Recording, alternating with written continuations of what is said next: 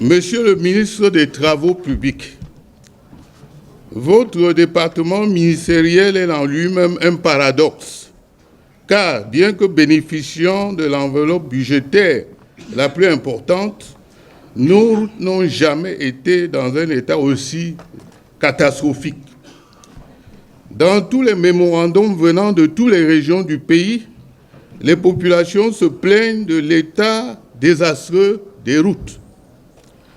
Il faut parfois 6 heures ou plus de temps pour parcourir les 200 km qui séparent Yaoundé de Douala.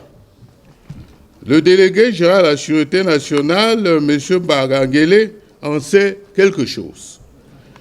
Après son coup de gueule, vous avez subrepticement inauguré à grand renfort de publicité le bouchage des nids de poules sur cet axe vital qui relie les capitales économiques et politiques du pays. Le Cameroun est certainement le seul pays au monde qui fait recours à ce type de sparadrap que vous appelez pompeusement travaux confortatifs sur les routes de grande densité. L'autoroute Yaoundé-Douala en passant par Djibouti coûtera plus de 1200 milliards aux contribuables camerounais, battant ainsi le record Guinness de l'autoroute la plus chère du monde. La première phase Yaoundé-Djibouti de 57 km linéaires a coûté 350 milliards de francs CFA.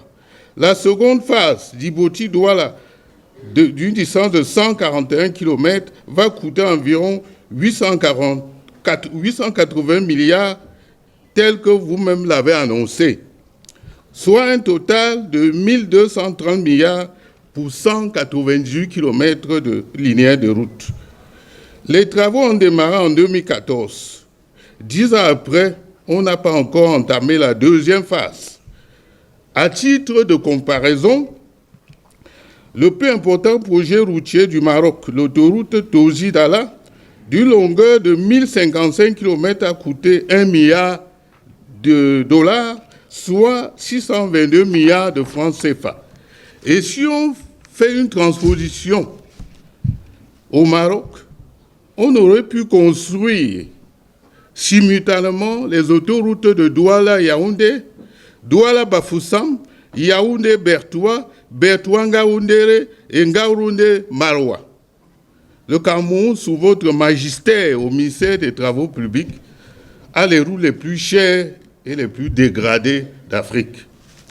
Que répondez-vous à ceux qui vous accusent de passer l'essentiel des marchés de bitumage des axes routiers aux membres de votre famille, voire à vous-même, à travers des sociétés écrans?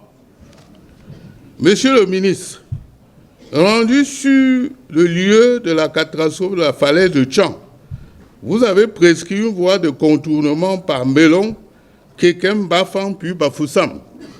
Avez-vous personnellement emprunté ce tronçon ces derniers temps? Savez-vous qu'avant la catastrophe de la falaise de Tchang, les automobilistes préféraient faire de longs détours pour éviter justement le tronçon que vous leur conseillez? Où en êtes-vous avec vos péages surfacturés, construits sur des routes dégradées?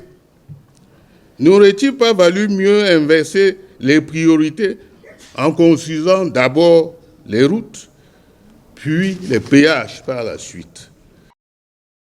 FH News, votre télévision.